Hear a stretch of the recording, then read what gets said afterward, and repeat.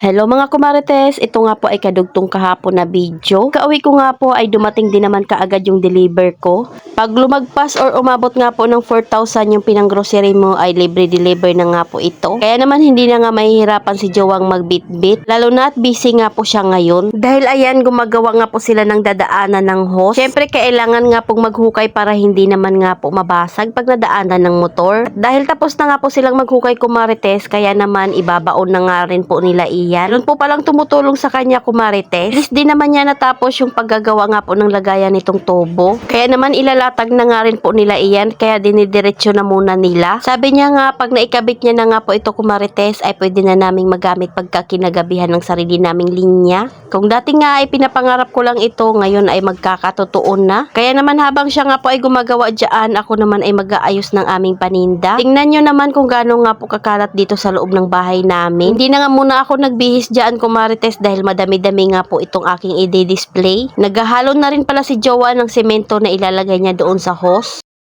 Buti na lang talaga at malapit nga lang po yung bahay namin doon sa pinaglalagyan mismo ng metro. Nanghingi na nga lang po si Jowa ng kanyang gagamiting tubig dahil tingnan nyo naman ang dami nga pong harang dito sa loob ng bahay. Yan na nga rin po bumili ng merienda nila kumarites. Nagbike nga po siya papuntang palengke. Sobrang maaasahan na talaga yung panganay ko kasi tingnan nyo naman at hindi nga rin po ako makalabas. Ang daming kalat dito. Sobrang liit nga po nitong aming sala ay talagang napuno naman kaagad. Kaya naman kailangan na nga po talaga agad itong ayusin kahit busy kami. Hindi nga muna ako nagpahinga kumarites dahil masakit nga po sa ulo pag nakikita mong ganito kakalat yung bahay mo. Kaya naman diretso ayos din talaga ako dito para naman kahit papaano nga po ay magkaroon ulit ng space. Kaya naman i-display ko na nga rin po ito dahil marami na nga rin pong hinahanap yung tao na nasa box pa o di kaya nasa plastic. Para hindi na nga rin po ako magkalkal kaya kailangan ko nang i-display ito. Ito naman yung binibili niya ay nakabili nga rin po ako sa grocery. Kaya meron akong maibibigay.